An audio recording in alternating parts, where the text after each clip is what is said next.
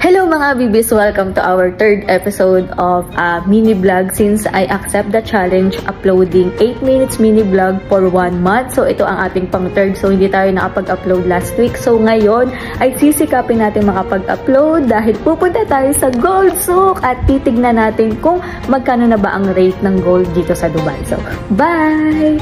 And at this time, we're heading to Dubai Internet City Metro Station since ito nga ang pinakamalapit na metro station kung saan ako nakatira dito sa Dubai. And let me tour you around kung ano pang pwede nating makita while traveling in Metro Station Red Line. And don't forget your Nol card mga habibis dahil ito ang all-in-one travel pass for public transportation dito sa Dubai. Paulit-ulit ko nga sinasabi sa inyo mga habibis na sobrang dali ng transportation dito. Magandang facilities, mabilis na transportation at mura din naman ang pamasahe dito.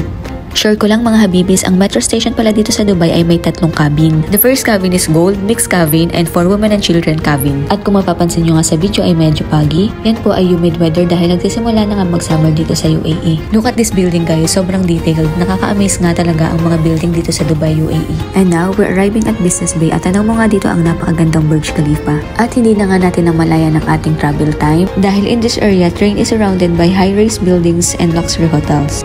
At nandito na nga tayo sa Emirates Tower. Look at the Marble Museum of the Future. Sobrang nakaka-amaze nga ito lalo na ang Arabic calligraphy. And it's really bold vision of what the future holds. Uy, sana all matapang na harapin kung anong tinadhana.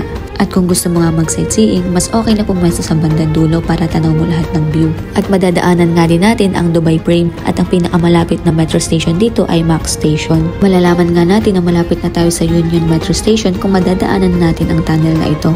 At lumipat na nga tayo ng Green Line dahil ang pupuntahan natin ay Al Ras Metro Station. At finally, after more than 1 hour na biyahe natin, ay nandito na tayo sa Al Ras Metro Station. And for me, this is the most accessible station. Going to Gate 1 Gold Souk. Dito nga ay makikita natin kung magkano ang ating naging pamasahe for 12 stations. 7 dirhams lang mga habibis. Hindi ka nga maliligaw dito dahil palaging may signage. At paglabas nga natin ng metro station, ang bubungad sa atin ay ang napakalaking sun. Summer season nga pala ang isa sa mga struggle kapag nakatira ka sa mga Middle East countries. At tanaw mo nga rin dito ang Infinity Bridge located over Dubai Creek. At ilang minuto nga lang ay makikita na natin ang signage going to Gold Souk.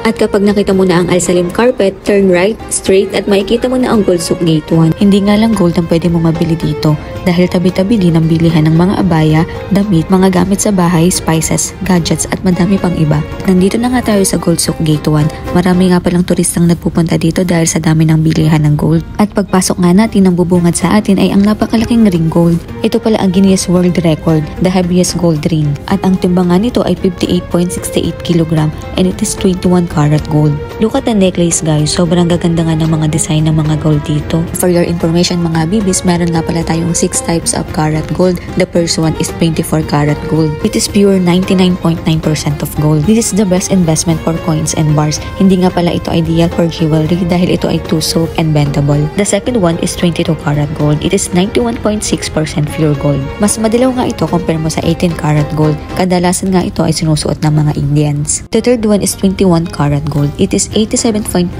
pure gold.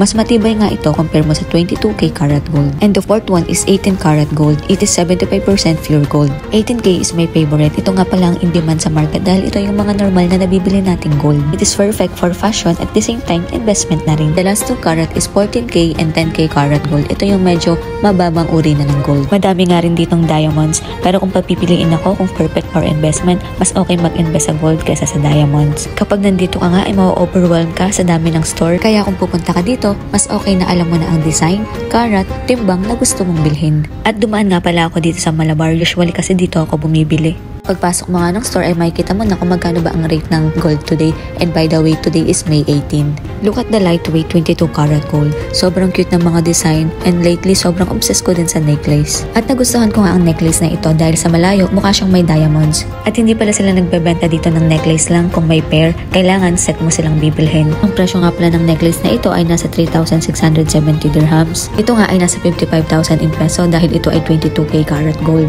By the way mga habibis, kahit nga tabi-tabi ang tindahan ng gold dito ay pare-pareho lang sila ng rate dahil ang sinusunod nila dito ay ang international gold market rates. And you can check it online mga habibis. Look at the pendants guys, sobrang dami mo ngang pagpipilian dito to the point na minsan ay mahihirapan ka nang mag-decide kung ano ba talaga ang gusto mo. At nagustuhan ko nga ang elegant gold earrings na ito.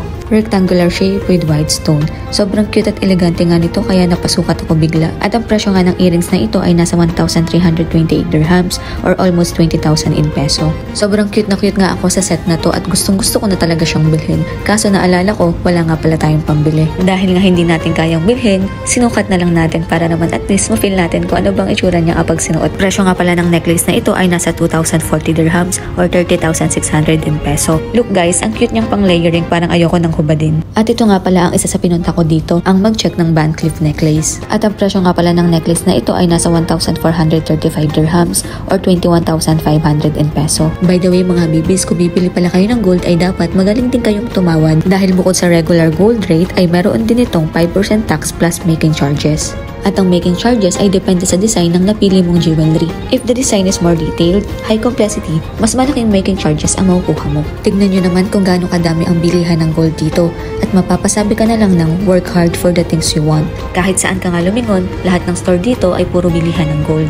And while doing this video, I'm hoping that sana tayong lahat ay sumakses sa life para ma-afford natin ang high grams, kilos of golds. Inshallah.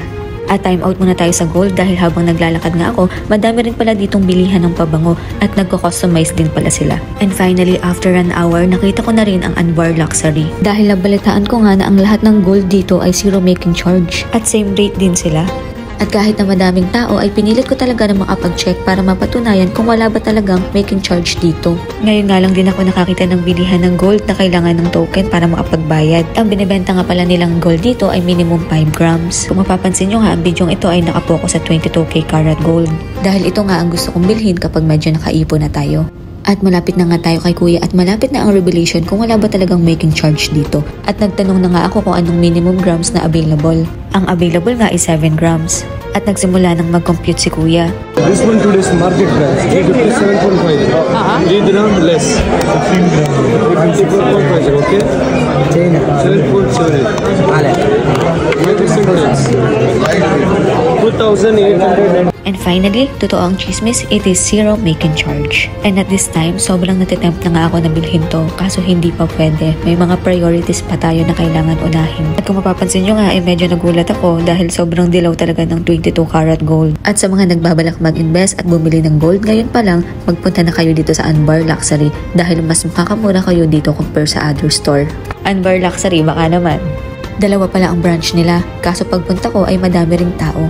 At kung nagbabala kayong pumunta dito mga habibis, it is located at the Gold Center. And it is near at the Gold Souk Gate 3. So alam nyo na mga habibis, start investing in gold now.